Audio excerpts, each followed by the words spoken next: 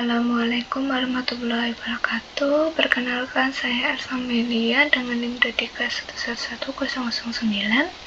Saya akan menjelaskan hasil tugas saya yang mengenai review Big Data Analysis dan Intro to GCP.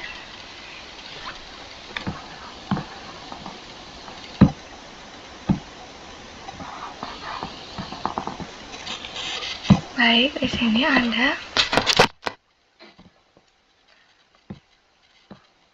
Ini saya menggunakan dua, yaitu pertama ada Kaggle dan ada Colab untuk perbandingannya.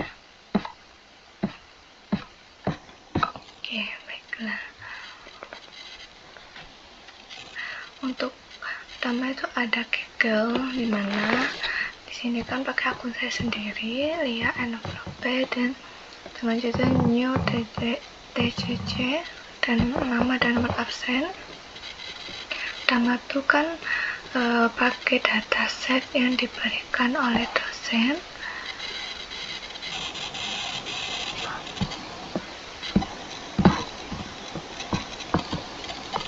Ya, datasetnya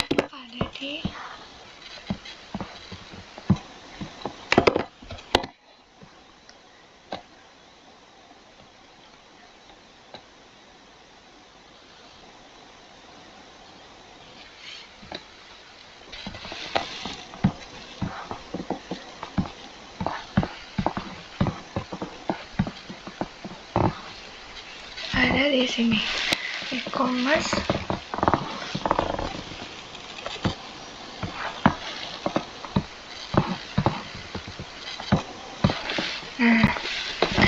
Ini adalah dataset e-commerce behavior from multi-category store.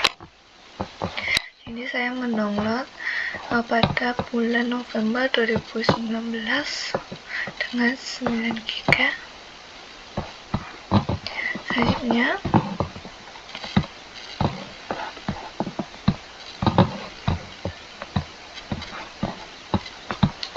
Selanjutnya penjelasan mengenai codingannya, bahwasanya kalau menggunakan Kaggle itu seperti menggunakan Colab, tapi untuk awalannya tidak. Di sini ada tahapan import dulu. Import di sini adalah tugas untuk melihat atau memastikan bahwa si dataset yang tadi e-commerce behavior data from itu ada di Kaggle ini. Jadi ini kodenya ada import os, dimana for dinner firmware names in os work Kaggle input. Sini nanti automatikal ada caranya dengan menambahkan data yang saya cari di e-commerce behavior. Ketika codingannya sudah membaca atau di running, maka akan muncul outputnya Kaggle input dataset e-commerce behavior data from multi-category store 2019 November CSV, atau Kaggle input dataset e-commerce behavior data from multi-category store 2019 Oktober CSV.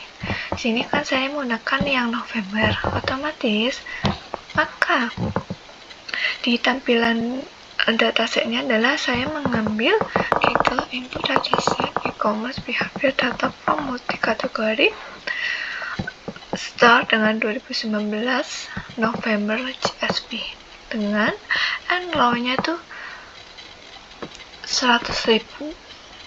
Kenapa? Di sini saya mengambil 100.000 baris pertama agar si codingan ini tidak terlalu berat, dan hanya ada df head untuk menampilkan datasetnya. Ini rapi ya. Biasanya ada variable event type, ada product ID, kategori kode, brand, price, user ID, ada user session. Selanjutnya ada eksplorasi data atau EDA, dimana sini saya print SAP atau DF SAP dan df info. Selanjutnya ada distribusi event, dimana print-nya nanti menghasilkan event dan value count. Ada df describe ini untuk mendeskripsikan kayak seperti ini, bahwasanya dia ada count, mean, std, min, bahwa kayak rata-rata, standar, maksimal, minimal, maksimal gitu. Di sini adalah info ini memunculkan bahwa ini sih variabelnya tipenya apa ya, terus itu bahasanya event time bertipe objek, kategori ID bertipe integer gitu. Di sini event type-nya adalah view-nya bahwasanya ada 97.489 baris, dan purchasesnya ada 1.422 dan card-nya ada 1.089. Selanjutnya ada data processing atau data cleaning-nya. Bahwasanya pertama hapus data yang brand kategori kosong, dimana kan ada nanti df sama dengan df titik dropnya subsetnya adalah brand dan kategori kode. Terus hapus nilai unknown. Sebenarnya di datasetnya itu ada unknown yang begitu panjang, sekitar mungkin 2000-an atau 20.000 ya, saya lupa itu. Tapi itu harus dihapus. Bahwasanya bahwa df-nya sama dengan df brand sama dengan unknown, and df kategori kode sama dengan unknown. Bahwasanya ini akan dihapus nilai unknown-nya. Selanjutnya ada df brand kategori kode dengan df is null titik sum. Bahwasanya sini itu menunjukkan bahwa berapa missing-nya terhadap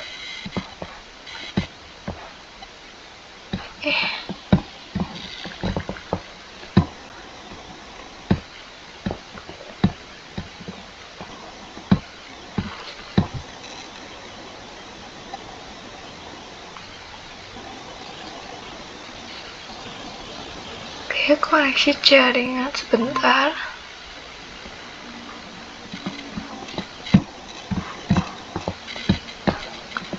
Oke, kita lanjut. Sini ada is null untuk menunjukkan sebenarnya tuh seberapa missing value-nya. Bahasanya tidak ada missing value guys, karena dari preprocessing atau cleaning-nya. Terus hanya adalah di sini untuk mengubah kolom event menjadi format data time, tanggal dan waktu, dimana errors atau course-nya jika ada data tidak valid maka akan diubah menjadi null atau kosong. Nah, makanya df-nya adalah event underscore time sama dengan pd to date to time. Event time atau errors-nya ada course. Ini adalah mengubah kolom harga menjadi tipe numerik atau tipenya angka. Maka jika ada data yang tidak bisa dikonversi menjadi none, akan menjadi none. Biasanya df-nya harga atau price, mana dpd-nya ada to numerik atau df price error course. Jadi ini course-nya itu kan digunakan jika tidak bisa dikonversi ya guys, jadi menjadi null atau menjadi kosong. Selanjutnya ada menghapus data yang gagal dikonversi dengan di drop-nya subjeknya tentu event time dan price. Selanjutnya ada cek duplikatnya. Bahwasanya sini ada print duplikat sebelum atau df titik duplikat titik sum, dimana df drop duplikat subset user product ID event time yang akan dicari. Bahwasanya sebelumnya ada outputnya ada 19 duplikat pada user ID produk dan event time, tapi sesudahnya setelah kita hapus duplikatnya bahwa 0. Selanjutnya ada filter engineer. engineering, di mana di sini kan ada waktu kan, horse, df event time, df horse. So, ada df day sama dengan df event time, dt day name. Di sini ada aktivitas user. Untuk aktivitas user kepentingannya adalah df user activity, df by group by, di mana user dan event time-nya ditransformkan. Menghitung rata-rata harga produk yang dilihat atau dibeli oleh setiap user, di mana menggunakan df average price user dan dengan df group by user ID dan harga transfernya adalah rata-rata.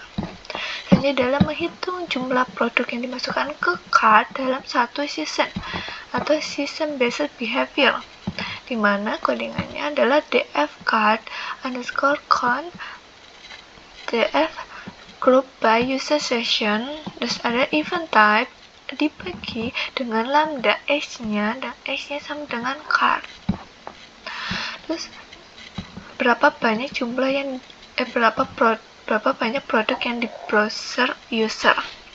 Bahwasanya ada df view count, di mana df group by user session, terus ada event type, di mana lambda x-nya sama dengan view, jumlah yang melihat. Target label, pertamanya membuat label bentuk machine learning. Hanya di satu itu user melakukan pembelian atau purchase, dan 6 user tidak melakukan pembelian atau bisa dengan view atau cart.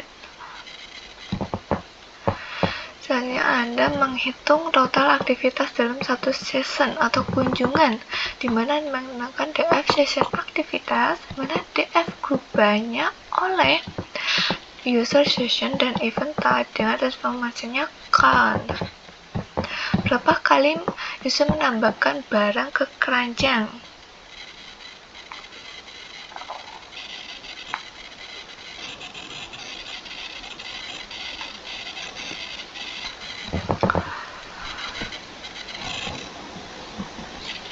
Dengan df cart count sama dengan df group by user atau event type, di mana transformasinya adalah jumlah card-nya.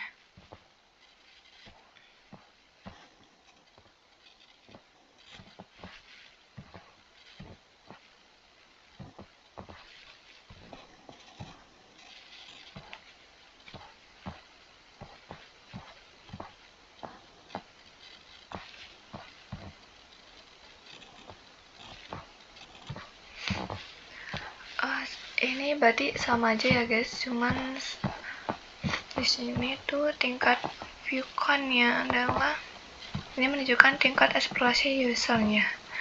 Menggunakan sama saja kode yang di atas ini, bahwa pada tahapan fitur engineering dilakukan pembuatan beberapa fitur untuk menggambarkan perilaku pengguna berdasarkan data yang tersedia.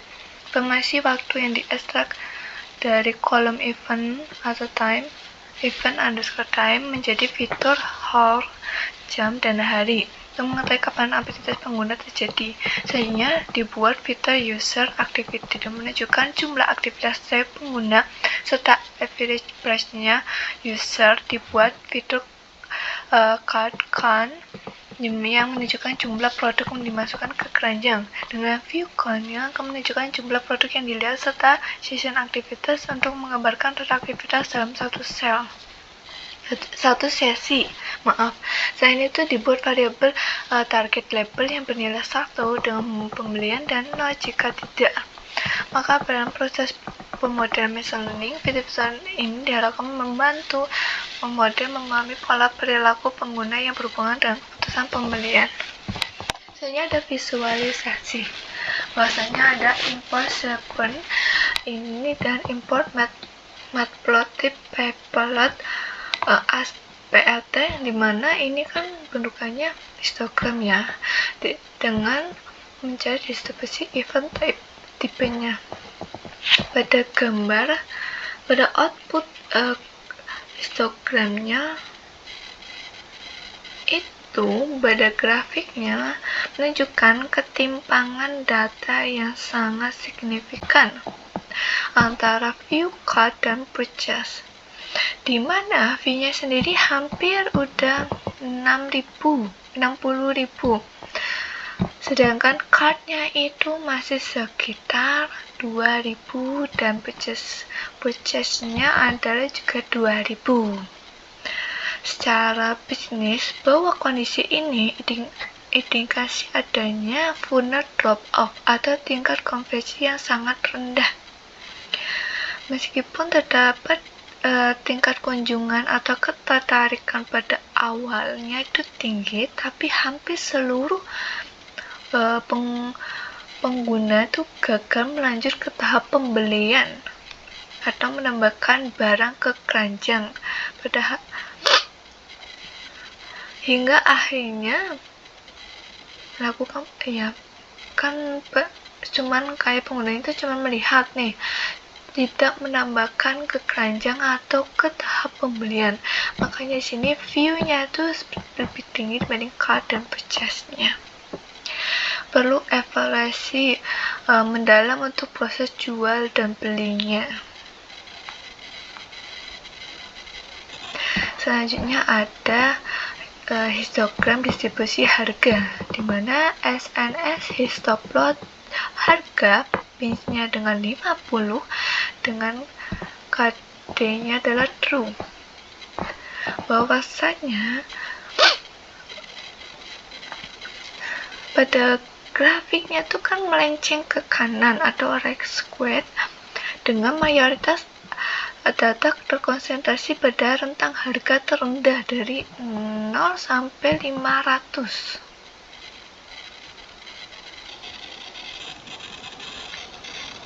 Dengan jumlah item penurunan yang sangat drastis seiring kenaikan harga. Sebenarnya sini juga ada harganya paling rendah itu 0 sampai 500 di sini. Terus dengan paling tinggi itu hingga 2.500 dengan harganya. Tapi di kan-nya ada paling tinggi itu menyentuh 8.000. Bahwasanya kondisi ini mengindikasi portofolio produk atau minat konsumen didominasi secara signifikan oleh item-item berharga terjangkau murah, sementara keberadaan produk premium sangat terbatas atau memiliki volume permintaan yang sangat minim. Selanjutnya ada aktivitas per jam, di mana aktivitas per jam ini menunjukkan atau menggambarkan lonjakan volume aktivitas yang bersifat eksponensial sepanjang periode, di mana dimulai dengan 6.500 di sini yang di sekitar 0,0. Terusannya pada jam 0 kan 6.500, terus ada terlihat moderat menuju 8.000 di sini, bahwasannya pada 1 jam di jam 1 jam, terus ada 19.800 pada 2 jam, terus ada 3 jam yaitu menuju hampir lebih dari 25.000 atau sekitar 25.500 pada jam ketiga jumlah aktivitasnya. Oke, selanjutnya ada aktivitas per hari, di mana di sini menunjukkan bahwa hari Jumat aktivitasnya nyaris menyentuh 6.000 dalam konteks data e-commerce multi-kategori. Dominasi tinggi pada hari ini mengindikasikan bahwa adanya weekend shopping efek yang kuat, di mana konsumen cenderung aktif menjelajah ke toko online untuk mempersiapkan akhir pekan yang umum dibucinya jadwal pencarian gaji di akhir minggu dan antusias menyambut Flash Sale hari Sabtu. Untuk strateginya, bahwasannya sinyal bagi platform Oh, udah mati lagi, sebentar ya.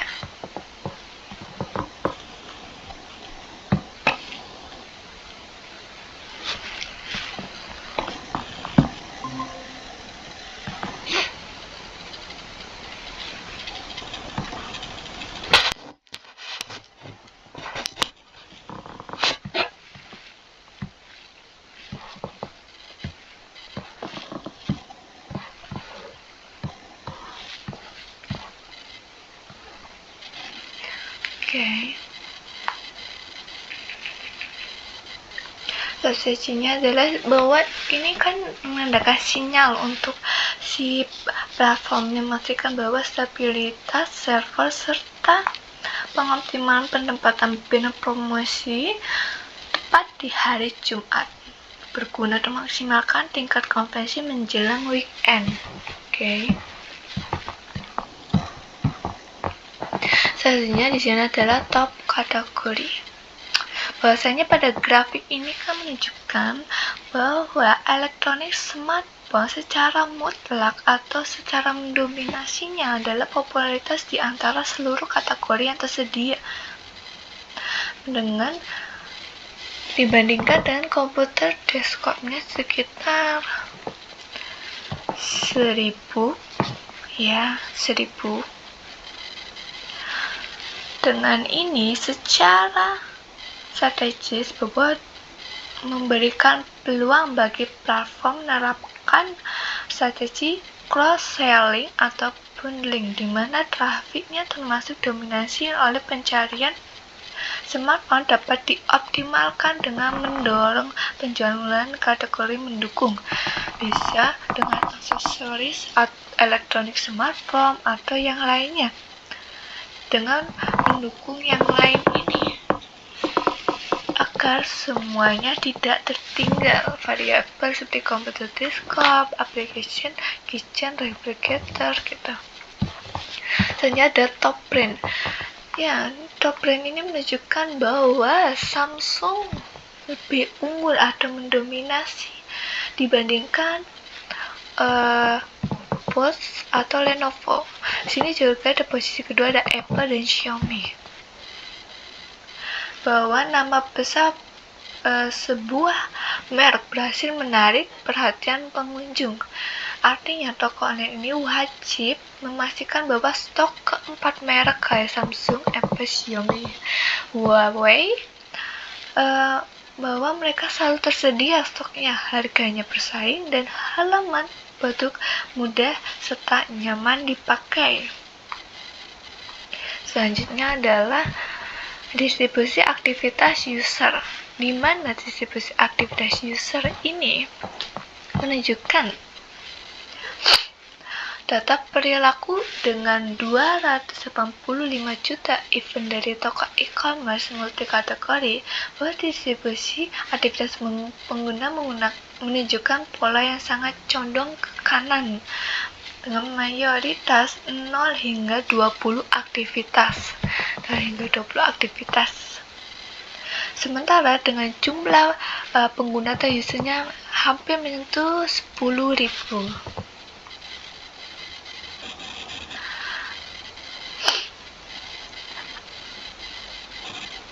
Selanjutnya adalah event versus top kategori, di mana grafik event top kategori terlihat perbandingan volume view, card, dan purchase-nya di berbagai kategori. Nah, di sini ada event type-nya ada di view-nya memang lebih unggul ya dibanding kayak card, purchase-nya ini lebih tidak terlihat untuk komputer, notebook sama elektronik audio headphone-nya juga sangat-sangat tidak terlihat. Tapi di elektronik smartphone itu terlihat. Pada kategori lain juga terlihat rendah.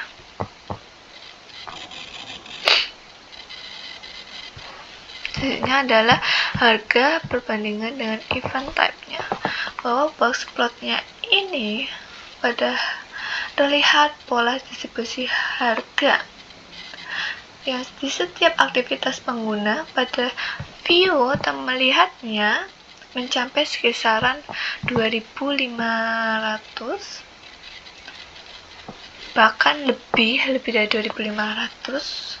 Sebaliknya, distribusi card atau card dan purchase-nya jauh lebih sempit atau terkonsentrasi pada 2.000.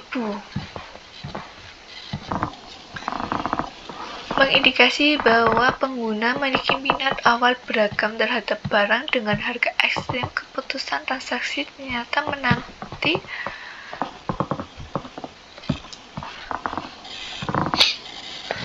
memiliki minat awal, keputusan menambah keranjang cenderung difokuskan pada produk-produk dengan rentang harga yang lebih spesifik dan terjangkau.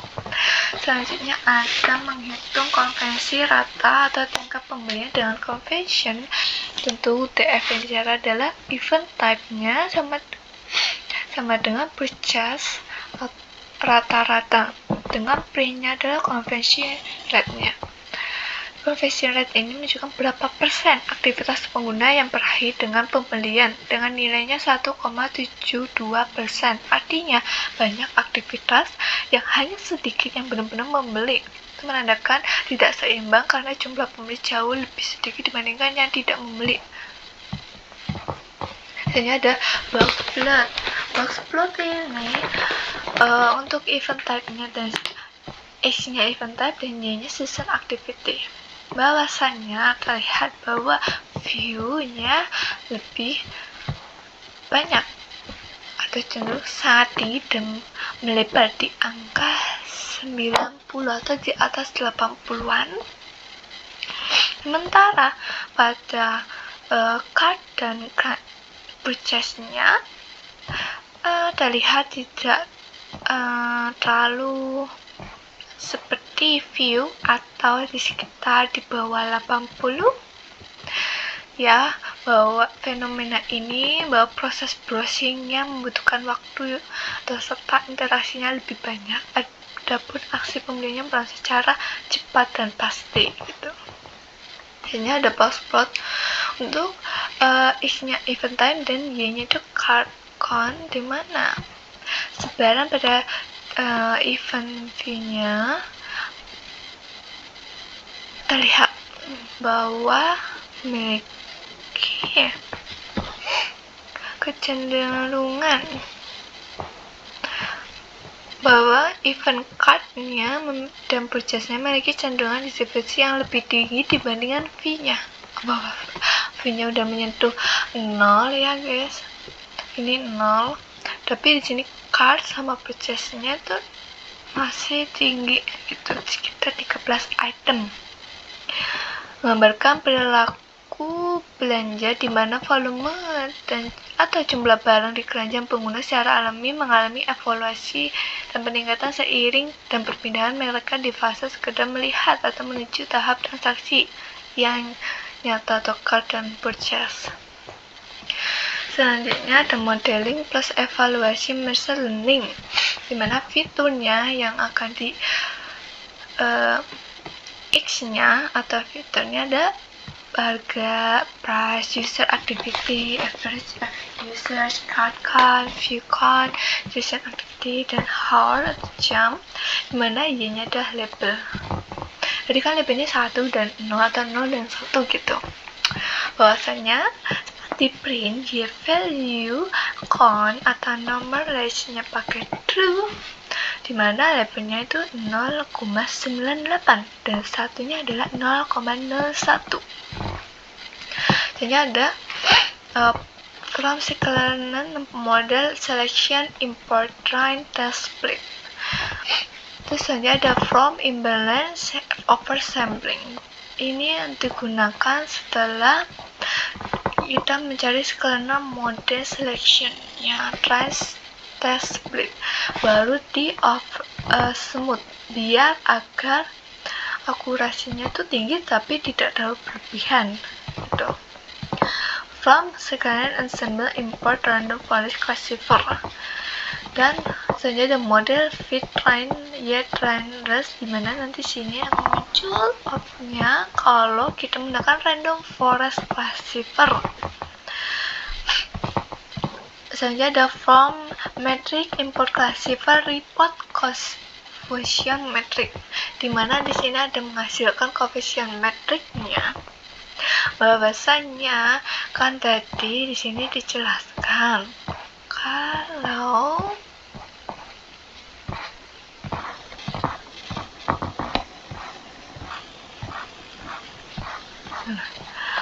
ya, kalau satu tuh membeli, kalau 0 itu tidak membeli atau view dan cardnya. Di sini bahwasanya bahwasanya kalau yang membeli itu lebih sedikit 0,17 dan recallnya 0,80 dan F1 skornya ada 0,29, dimana supportnya itu sangat-sangat masih rendah sekitar 205 dibandingkan yang melihat dan cardnya yaitu 0 dengan label 0. Biasanya itu menyentuh 1 dan recallnya menyentuh 0,93 dan F1 skornya dengan 0,96 dengan supportnya itu lebih tinggi dukungannya yaitu 11.678. Bahwa akurasi rata-rata makronya adalah 0,59 dan weighted average-nya adalah 0,98. Sini bahwa menunjukkan klasifikasi akurasi seluruh memang tinggi 0,93, namun menyimpan ketimpangan performa yang signifikan antar kelas.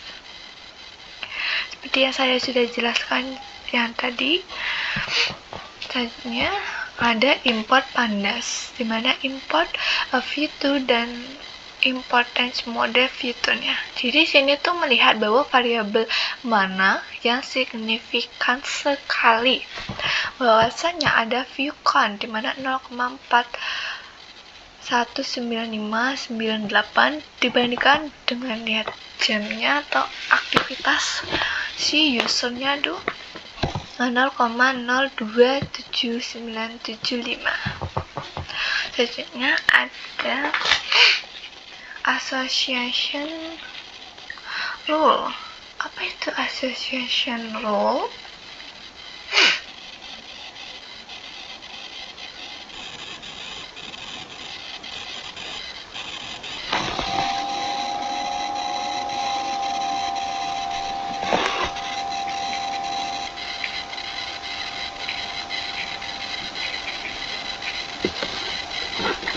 Association rule adalah teknik data mining yang digunakan menemukan pola hubungan atau keterkaitan antar item dalam suatu dataset transaksi.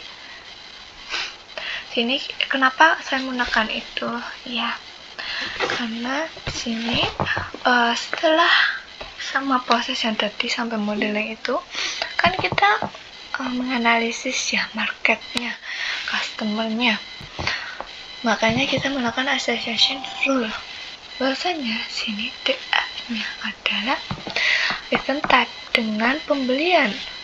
Terus basketnya adalah user session dan kategori kodenya. Terus ada produk ID juga. Jadi sini basketnya ada 3, user session, kategori dan produk dengan count dan unstack. Terus basketnya sama dengan lebih dari 0.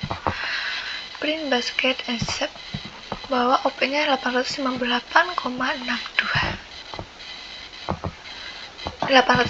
dan 62 maksud saya. Terus ada form miscalculated frequency versus import a priori.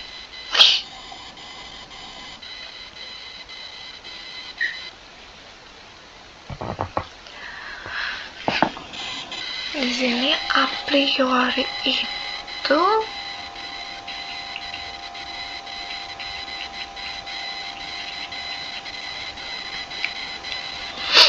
untuk menemukan pola item yang sering muncul bersama atau yang kemudian dipakai membentuk association rules.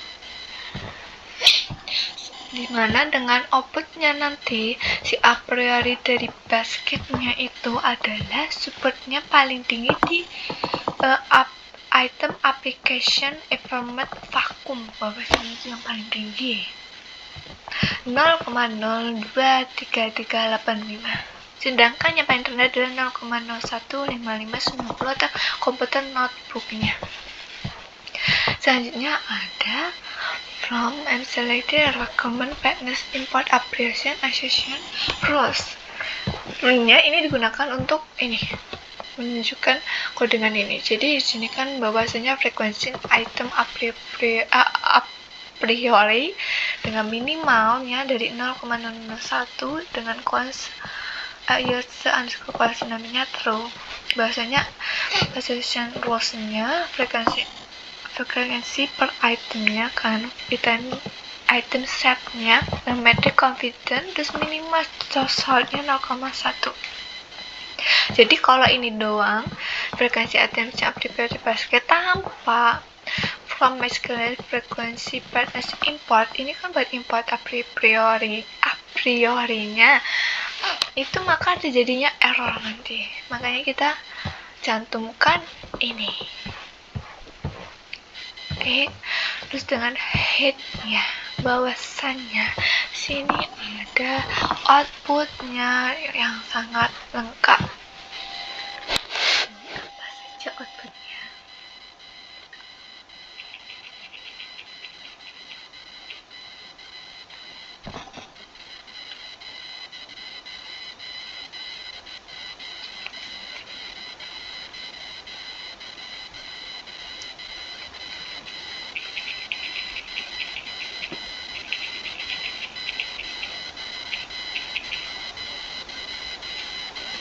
Sini kan ada attention, terus ada consequence, ada attention support, confidence leap, reflection, leverage, conviction, sense, underscore metric, cards, contain, coefficient.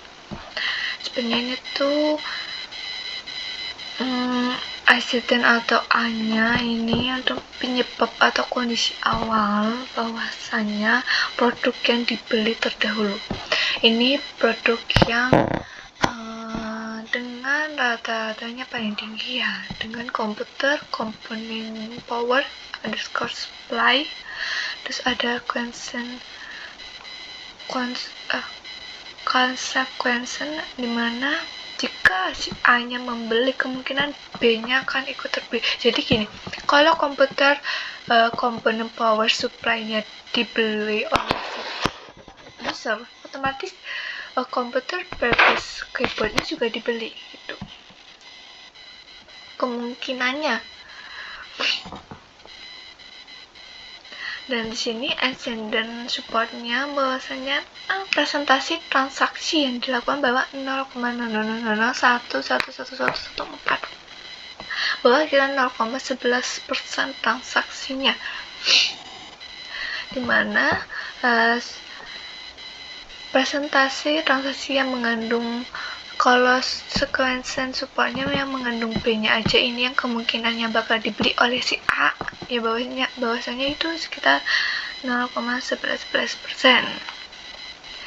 Sekaligus kalau support dengan keduanya antara si A dan si B-nya, bahwasanya 0,11% juga transaksinya. Terus ada confidence ini ada peluang terjadinya si B jika si A membeli, bahwa itu 1 atau 100% bahwa si B itu bakal ikut dibeli. Terus levelnya tuh yang paling penting mengukur kekuatan hubungannya sekitar 858, bahwasanya itu sangat kuat.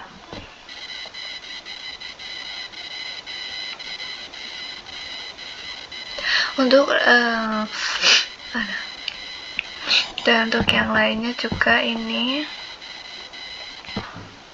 bahwasanya outputnya output dari ini adalah menampilkan hubungan antar item dalam bentuk ascendant dan konsekuensi beserta metrik evaluasi seperti support, confidence, dan lift, bahwa menunjukkan frekuensi kemunculan item dalam transaksi confidence mengukur peluang hubungan antar item, sedangkan lift-nya menunjukkan kekuatan hubungan tersebut. Hasilnya analisis beberapa yang ditemukan bahwa confidence confidence paling tinggi itu 1 dan levelnya sangat besar itu 898,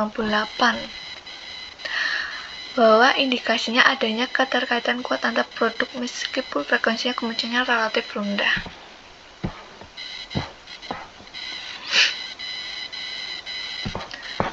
Terus di sini juga itu ada, ini sebenarnya sama seperti yang di atas ya teman-teman, cuman yang di atas ini lebih komplit ya. Di sini menunjukkan semua variabelnya, tapi di sini tuh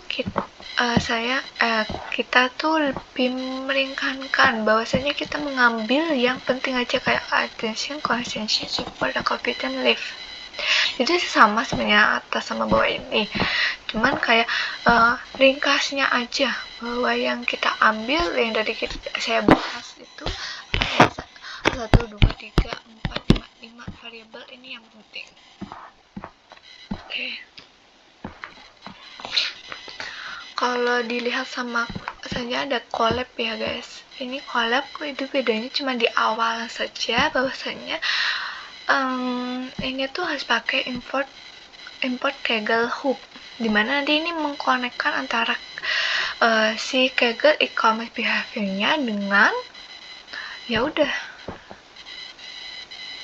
dengan dataset-nya, terus dihubungkan dari jalan di collab itu. Ini sama semuanya, kodingannya tuh sama, nggak ada yang beda dari bawah sampai dari atas sampai akhir ya. Sebenarnya jadi sini mengambil kesimpulan bahwasanya untuk Kaggle sama si collab-nya tuh kan terlihat bahwa hasil pengamatan research kedua platform saat saya gunakan di Kaggle dan collab itu, untuk di Kaggle memiliki RAM yang sangat besar otomatis, yaitu 30 GB dibandingkan Google Colab yang hanya sekitar 12,7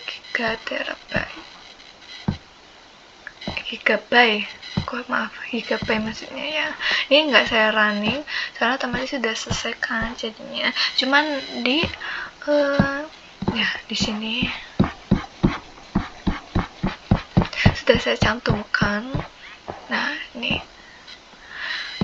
jadi daftar sisinya. Jadi ini kenapa CPU-nya 100%, karena ya itu saat saya sedang merunning si codingannya. Terus ini adalah yang collab-nya, terlihat bahwasanya jadi kan Kaggle lebih emang unggul dibandingkan dengan si collab-nya. Collab menunjukkan risetnya lebih ringan dan stabil sehingga cocok gunakan untuk tahap populasi dan data processing aja. Untuk yang ringan-ringan aja tuh collab ya. Saran bahwa analisis semua hal yang terjadi di e-commerce itu menurut saya bahwa fokus utama yang dilakukan adalah conversion rate-nya itu masih rendah, sekitar 1,72%. Bahwa penggunanya tuh hanya melihat tanpa membeli, menunjukkan perlunya strategi dengan menciptakan urgensi dan kepercayaan. Dengan halnya toko online itu menciptakan flash sale timer dan diskon terbatas dan mendorong keputusan pembelian cepat. Menampilkan ulasan dan rating produk, membangun kredibilitas si toko online-nya. Selain itu tampilan UI-nya itu kayak tombol ke keranjang itu harus dibuat lebih menonjol gitu kan. Terus sering dibeli bersama itu perlu kan fitur aktifkan. Bagi pengguna itu melihat produk namun belum jadi membeli, hanya kayak melihat tuh memang dari awal tuh di grafiknya juga terlihat bahwa paling unggul ya kalau melihat si pengguna itu cuma melihat barang tanpa dimasukkan keranjang atau membelinya. Terus ini juga memanfaatkan perilaku pengguna itu sangat penting ya, itu menciptakan pengalaman belanja yang personalisasi. Terus strategi produk dan harganya itu menunjukkan bahwa kategori seperti smartphone produk brandnya itu Samsung, Apple, dan Xiaomi mendominasi traffic. Ya, bahwasanya toko tuh harus menyediakan tersedianya stoknya, nggak boleh sampai kurang, dan kenyamanan dari brand tersebut. Terus harganya harus bersaing dengan baik. Terus terakhir itu pemilihan waktu promosi itu sangat berdampak, kan aktivitas pembelian meningkat drastis pada hari atau Jumat pada jam-jam tertentu. Kampanye atau flash sale sebaiknya digunakan tepat pada saat peak time-nya tersebut mencapai hasil yang maksimal. Bahwasanya kan nanti di grafiknya pada hari Jumat ya, Friday. Terus ada jam-jam tertentu pada jam 3 itu juga banyak pengguna melihat, kan otomatis kan kita promonya di situ, flash sale-nya di situ. Jadi siapa tahu dengan melihat dengan pengguna yang banyak itu adalah sekitar 1.000 atau 3.000 orang membeli gitu. Oke, sekian presentasi dari saya. Terima kasih. Wassalamualaikum warahmatullahi wabarakatuh.